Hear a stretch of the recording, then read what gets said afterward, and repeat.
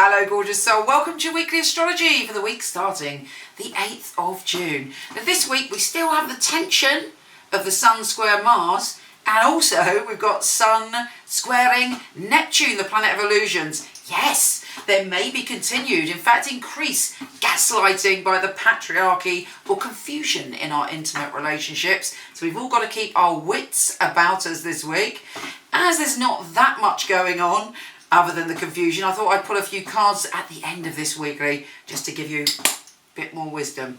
Here's your weekly astrology.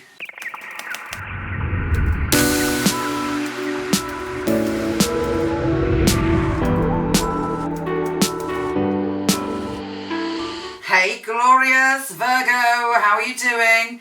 Now I know that your ruler Mercury is in retro shadow, so you might not be 100% clear in your thoughts this week, but what you are clear on is that you want to push ahead when it comes to your career and you're confidently going in the direction of your dreams. However, there are some squares connected to your relationship zone and your partnership, so it's very important that you're checking out whether you have balance in those areas. For instance, how is your work-life balance? How is that old chestnut for you?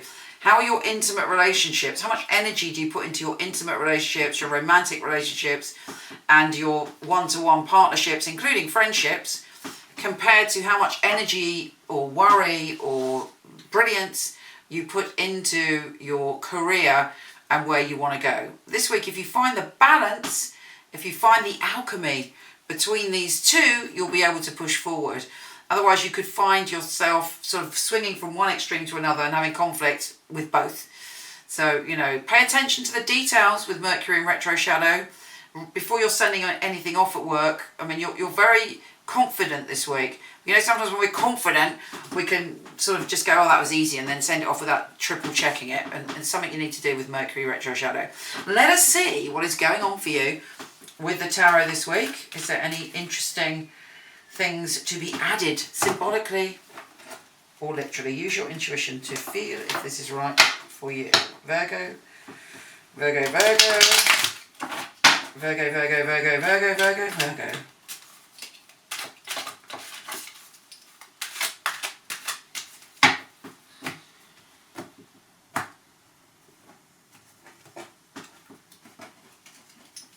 Okay, Virgo. Money, reputation, generosity of spirit. How good are you at sharing? There's a conversation you're having this week about charity, either you giving or someone being very generous with you. Generosity of spirit is good for you this week. Again, there may be someone who's arguing with you or you're arguing with them about practical issues connected to money and finances. You've got dreams in front of you, but make sure that you're choosing wisely.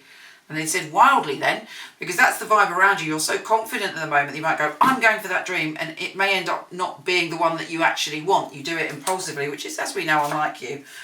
You're feeling, you have the energy to push forward this week, the Knight of Wands.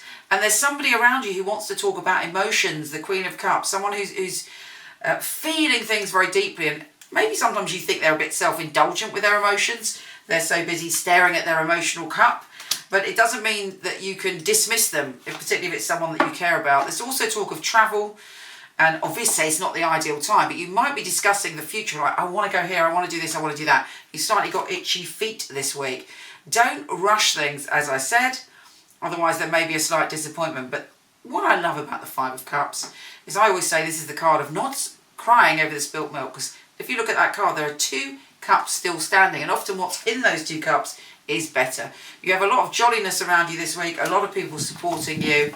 You know, just don't be kind of too strong in your views before you've taken a moment of stillness. Take care, gorgeous. Come visit me on Instagram. Lots of love.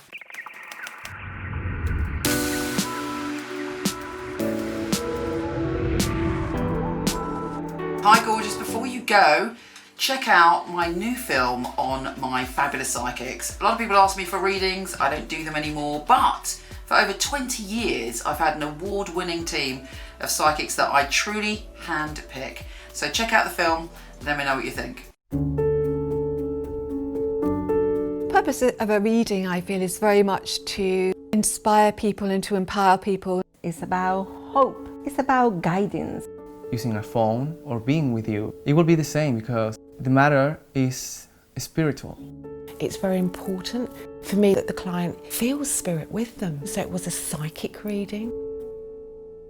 I don't remember the readings right after because it's not myself giving that, it's actually coming from spirit. And it is a bit like a three-way conversation. I've got the person on the phone, I've got me, and I've got another voice that's telling me things. I even shock myself, things that I come up with, and I think, how did I get that? I'm channeling messages only for one purpose, to help people. It's been able to help somebody have a map back to where they've got lost from. My priority is to connect to your truth and have the best life that you can have. I think in my readings people feel a sense of a safe space where they can really be themselves, let go. You need a feeling of being understood because reading should be empowering. I will make sure when the reading is finished that you're happy with everything. I couldn't do anything else. It's part of who I am. It's what I came here for, obviously. And when they come back and tell you they've got their dream job or the love of their life, that really makes me feel like I'm valued. I love to hear a sigh of relief. A lot of weight has been lifted off their shoulders. We have the answers that we are looking for within ourselves. I know I have the tools to help you. Everything begins and ends with you.